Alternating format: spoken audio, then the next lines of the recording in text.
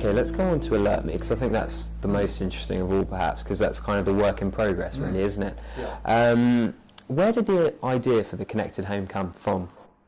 Yeah, well, you call it the connected home, but that phrase has only kind of appeared in the last couple of years, so we didn't... I have the benefit of your hindsight, you see, yeah, this exactly. is the thing. So we didn't say, oh, we'll do the connected home. So in 2005, I had got to know Adrian Critchlow, my co-founder, because we both sat on the board of something called Full Moon.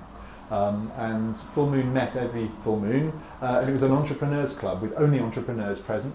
And one entrepreneur would stand up and tell a war story, warts and all. Really fascinating to be able to hear that behind closed doors and hear what really happened and who did what and why. Fascinating. Anyway, Adrian and I were on the sort of steering committee of Full Moon, and we got to know each other through that. And then we had a series of lunches, really, where we were just chatting about life, the universe and everything, and this thing of timing as well. What sort of things were going to happen in the market? What kind of technology shifts were happening? What kind of social shifts were happening? And therefore, what was going to become inevitable in the next few years. And the particular thing we thought about was that we are now all online. You know, mobile phones now connect us to the internet, on all of us. And our homes are increasingly online, thanks to broadband, 75% penetration in the UK. So we're online, our homes are online, but somehow there's nothing connecting those two together. We're not in touch with our homes. Even though our homes are really precious to us and they're where our precious family live and our precious possessions, we spend a lot of money in our homes, but we don't really know what's going on there, even when we're there. So for example, energy consumption, the average energy bill in the UK is £1,200 a year. Might not sound huge, but the average household income in the UK is £14,000 a year. So it's about 9% of your total income goes on energy, and yet almost no one has any idea where that money's going. It's ridiculous, it's archaic.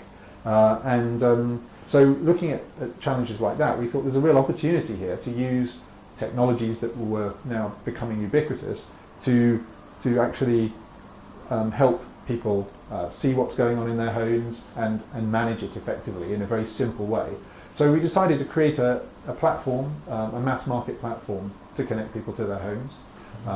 There's some devices in the home, there's then a gateway that plugs into broadband, and then a set of cloud services. And you can then use, you know, an iPhone app or the web or anything you like to see what's going on in your home and manage it. But we know that sort of consumers don't buy platforms, they buy particular propositions. So our goal or our game plan was to launch very specific propositions on the platform. And the three we identified were home security, because the likes of ADT with very expensive, not terribly good solutions, ripe for internet disintermediation. Home energy management, for the reasons I've explained, and telecare. So as people get older, it's much better for them and society if they go on living in their own home, but they just need a bit of a friendly eye kept on them. Massively growing market right now, yeah. Well, absolutely, and you know the sons and daughters want to keep an eye on grandma and grandpa in their home in an unobtrusive way, but just know quickly if there's a problem. So the kind of technology you need to deliver all of these is almost identical, really. So the same platform can do all of those things.